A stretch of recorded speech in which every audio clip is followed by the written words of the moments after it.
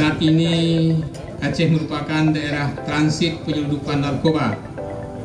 Begitu juga dengan Kabupaten Pd Jaya yang kondisi alamnya sebagian besar pesisir.